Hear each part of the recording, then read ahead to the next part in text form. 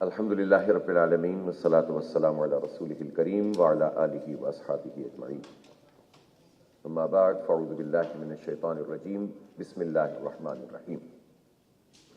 Inna Allaha ya'muru bil adli wal ihsani wa ita'i dhil qurba wa yanha 'anil fahsha'i wal munkari wal baghi ya'idhukum la'allakum tadhakkarun. Wa awfu bi 'ahdillahi idha 'ahadtum. Sadaqallahu al-aliyyul azim.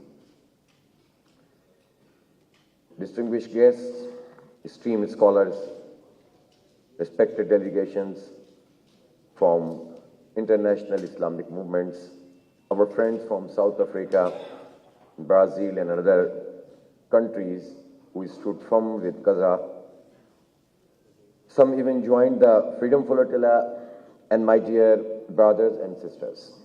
Assalamu alaikum wa rahmatullahi wa barakatuh. It has been a great learning opportunity during our convention to listen to our distinguished guests from across the world.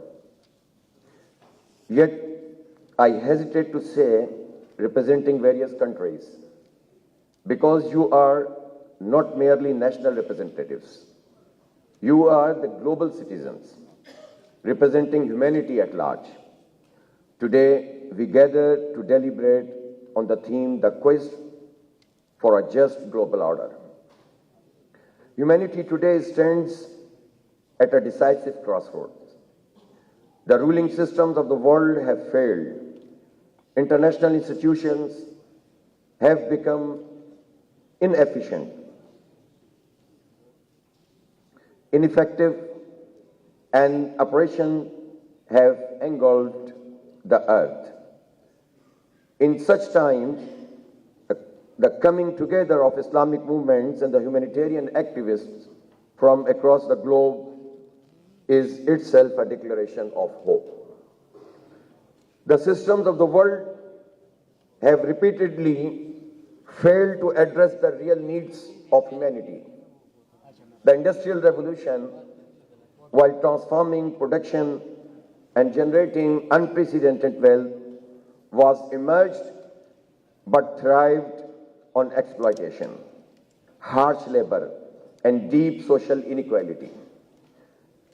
Its background lies in Europe's rapid scientific progress, colonial expansion, and profit-driven capitalism, and prioritized machines and markets over human dignity. In response, communism emerged as a reaction to these injustices, promising equality, collective ownership, and worker empowerment, but it too fell short in practice, often replacing economic exploitation with political repression and inefficiency. Ultimately, it collapsed under the weight of its own contradictions. Capitalism presented as a savior of mankind, but in reality, concentrating wealth in a few hands, turning politics into a playground for the powerful, keeping weaker nations in perpetual subjugation and reducing human values to mere commodities. The New World Order, as it was called by the lone superpower a few decades ago, worsened the situation. Even the basic human values are put at risk of evolution. Democracy, once seen as a noble ideal, has been captured by corporate lobbies, serving vested interests rather than the public good. At the global level, the United Nations stands paralyzed while the Security Council has become an instrument of power rather than justice. Wars multiply oppression, spreads the human dignity in trampled daily. Gaza today is the clearest proof of this bankruptcy of the global order. In Gaza, Children, women, and civilians face devastation, while international institutions remain silent. Powerful governments indifferent, and international law crippled. The occupiers are being taken as ruler of Palestine. The Holy Land of Palestinians has been snatched from its inhabitants, and coalition of the winners of World War is responsible for this injustice. A similar coalition is shaping up to repeat the history, but the coalition of humanity will resist it in all possible ways.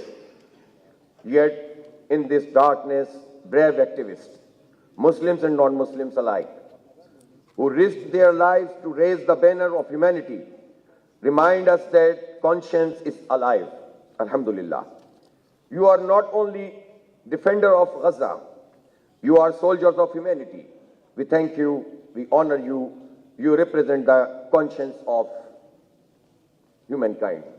Especially my brother and sister from Brazil and South Africa, they are coming here and they represented humanity in the Samud Freedom for Telem.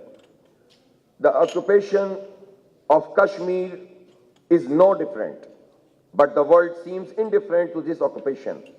1 million military and paramilitary forces, Indian soldiers, violate the basic human rights of the Kashmiris, almost on daily basis.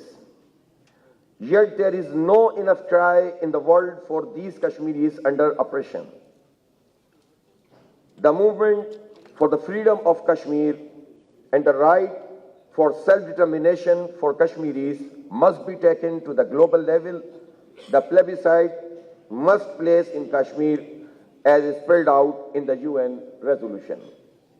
Islam offers a vision of humanity.